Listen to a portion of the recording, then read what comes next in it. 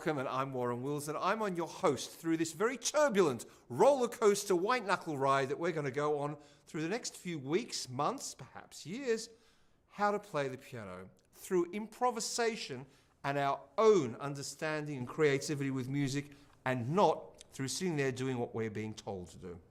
What do I mean by that? So many people are excited when they hear music and then decide they want to learn an instrument. But how many cases do we know where people from a young age have picked up the cello, they've picked up the piano, they reach a certain point and they stop? That's one question to ask yourself. The next question is this: how many people who claim that they play the piano, when you ask them, you say, play me something, play me what? And they need to play something that is specifically in their repertoire. Surely, when you speak whatever language, English, Japanese, Latin, it doesn't matter, ancient Gaelic, surely you don't have a repertoire. You speak whatever you feel, whatever you want to discuss, whatever you experience, whether that be very light, very witty, or very dramatic, very tragic. Similarly with music, you say to me, play the piano, oh, hang on, I've got 6 pieces that I don't know how to play. Well, is that really playing the piano? In the same way, when we live, when we breathe, when we use our arms and our legs, it is perfectly natural. What I am trying to do in this next little series with you is making music as natural as it is speaking, as it is laughing, as it is breathing. Music should be funny. The first thing to say about this, we have a fear of music. When we are young, we have no fear of learning a language, and you watch a baby starting to cry until they finally form words, until we are where we are today, whatever age you might be. I'm presuming that you speak whatever language, it might be French, Greek, whatever it is. It has to be the same with music. When I sit at a piano, if I'm feeling very light, I don't look for some music. I might want to play something.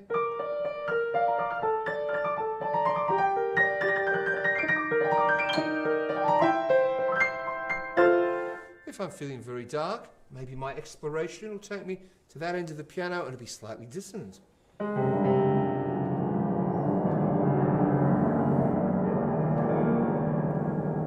Perhaps I'm feeling that I want to play something very beautiful.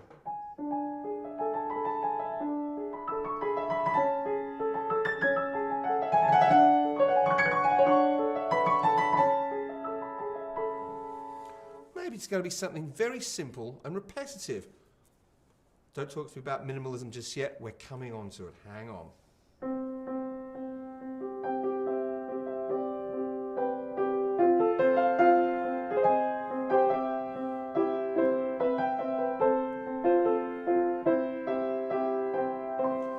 Maybe I'm feeling I should play something jazzy.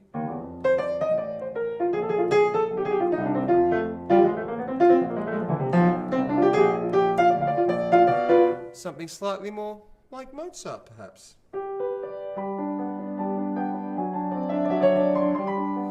I can already hear you saying, I can hear the doubters out there. What, you mean you can play classical and rock and pop and jazz and blues and flamenco and tango? The answer is yes, you can play anything. When you speak, I don't say, speak and confine yourself to this vocabulary, do I? If I want you to speak about blue whales today, and tomorrow you speak about politics, and the next day you speak about ancient history, and tomorrow you speak about the football. Why not? Why not? Oh no, but in music, no, you play jazz, or you play pop, or you do... No. All of these options are open.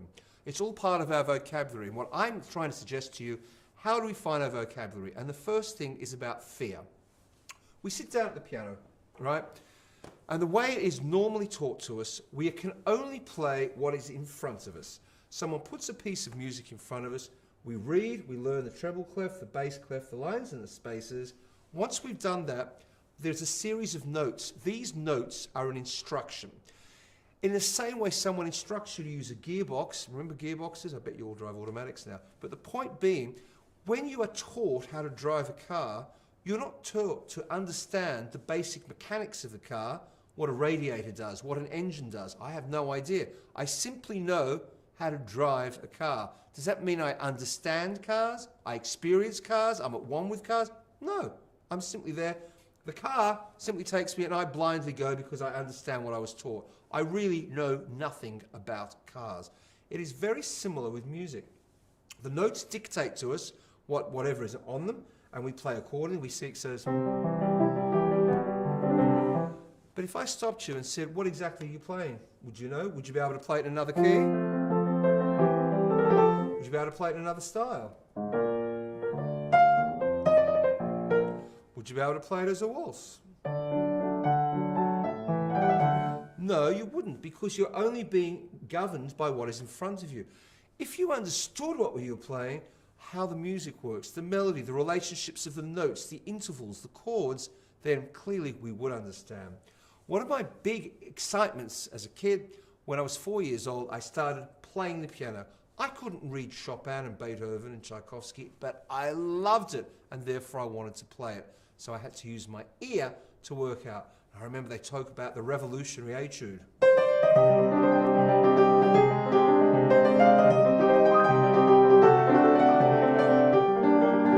That is my spin on it. The revolutionary etude, technically, notation-wise, is a very, very profoundly difficult piece of music. But as a kid, all I picked up on, I locked into the melody. Da-da-da-da. So I played and I played and I experimented and I listened and I went back to the record, I went back to the piano, and I would play all the time. Until in absolute despair, my poor mother had to drag me away from the piano, screaming and shouting because it was time for dinner. I'm not suggesting any of you become as obsessed with the piano as I was. I've been doing this since I was 4. And really, I need to see someone about this. I think I have a deep-seated psychological issue. But then, piano is a friend. The piano is a friend. It is a friend of yours. It is a thing that you're going to have a relationship with. It is not, oh, I've got to go and practice and play. Oh, I'm scared. In the same way, when you see a friend, whatever you want to discuss, you can talk about freely. The piano is a friend. Do you make mistakes with friends? All the time. Do you care? Of course not. What for? Oh, I said this, I shouldn't have said that, blah, blah. It happens all the time. You don't prepare when you're with a friend for the perfect exchange. I'm seeing my friend Beth at 3:30 this afternoon for 15 minutes. I better make sure that the exchange is perfect and correct. Why? You express how you feel in those 15 minutes. Some of it's good, some of it's rough and ready, some of it might be a little tedious, some of it might be amazing. What we're looking to do here is develop a friendship with the instrument. Very, very important. And that means all the instruments. It's not that the left hand's here and the right hand's here. It means we have to get a technique. We have to understand what the notes are, what the relationship of the notes are. In any particular piece, clearly there is also a background, a reservoir, and a massive one at that, of information, not that we have to take from it, but that we need to understand and experience. What are chords? What are dynamics? What are extremities? What are melodies? What are verses? What are choruses? What are keys? What is modulation? What is swing? We don't want to know intellectually what these things are. We want to experience it. I can remember doing theory as a kid. It's a mathematical exercise to a certain extent. You've got to be able to experience it. If I hear a song and I like it and I want to play it, I don't need to go out and buy the sheet music. I just want to play it. Similarly, maybe I haven't heard a song. Maybe I simply just want to sit down and play. I'm going to illustrate from playing virtually from nothing. I will give you an idea of what I mean by all this. Because at the moment, I'm just talking to you. And really, this is about you taking what we're talking about, you going to a piano, and you putting it into practice. Most people know what chopsticks is. Let's see, in the next few minutes available to us here in this little section, what is it possible to do with chopsticks? Let's have a look. This is unplanned. Don't try this at home unsupervised. Well, actually I do want you to try this at home supervised. And the thing to remember when you do it, make all the mistakes as you perceive them, because there are none. There are none. There are no right or wrong notes. It is all about choices. And the more you know your friend, the better the choices that you'll be able to make, and the more confident that you will be making those choices.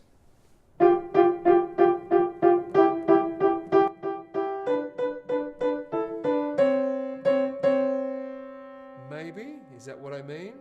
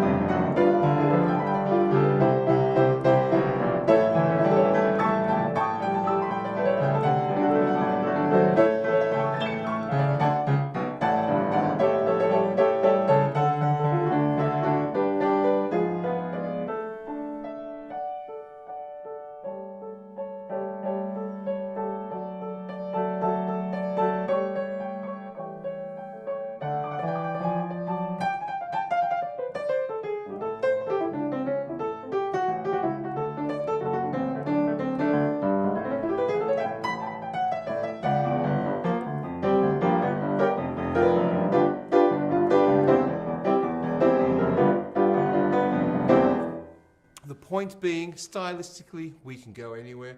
We can do anything. It starts out as chopstick, but in the end, it is a voyage of complete discovery.